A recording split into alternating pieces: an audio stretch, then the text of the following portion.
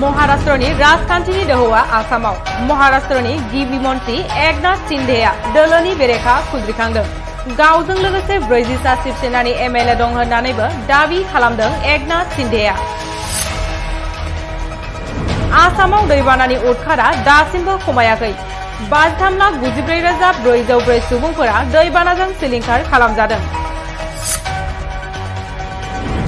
रहानि गुबुन गुबुन सोलोंथाइ फसंथानफोरा दैजों आबुं। कलम दैया उसिफावनानै ओनसोलनाङै बाना सोमजिहोदों।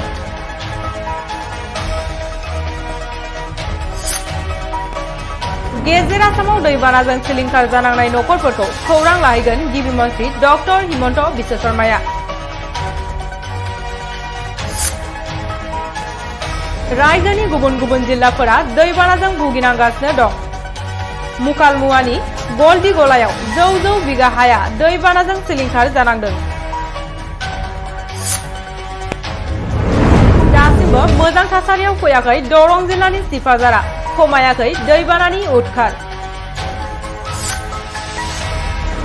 गुवाहाटी नोगोरमानि कामाख्या थानसालियाव अम्बुबासी मेलाया दिनैनिफ्राय जागायबाय। दिनै मोनानि 7:46 रिंगा जानाय लोगो लोगो बन्द थागोन कामाख्या मन्दिरनि गाहाय हाबग्रा दरजाया। 2 बोसोरनि उनाव देग्लाय फालिफिननाय जादों अम्बुबासी मेलाखौ। हादराव हादरगिरि बिसायख'थिनि थाखाय साखाफारा। एनडीएआ द्रौपदी मुर्मुखौ भारतनि हादरगिरिनि बिजाथि महरै फोसावबाय। झारखन्डनि आगु रायजो बेंगिरि महरै सिबिथाय होदोंमोन द्रौपदी मुर्मुआ। हादरगिरि बिसायख'थिनि बिजाथि महरै बेरेखा दोलोआ यशवंत सिन्हाखौ फोसावबाय। दिल्लीनि लेङाइ गिबि मन्त्रि मनीष सिसोदियानि बेरेखायै मानहानिनि गसर थिसनदों आसामनि गिबि मन्त्रि हिमन्त बिश्व शर्मानि बिसि रिनिकी बुसा शर्माया।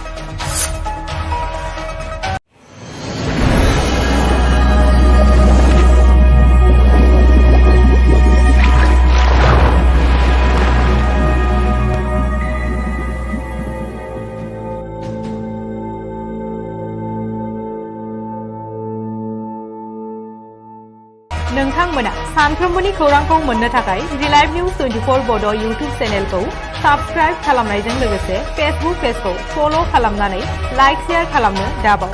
गोजोन्थों।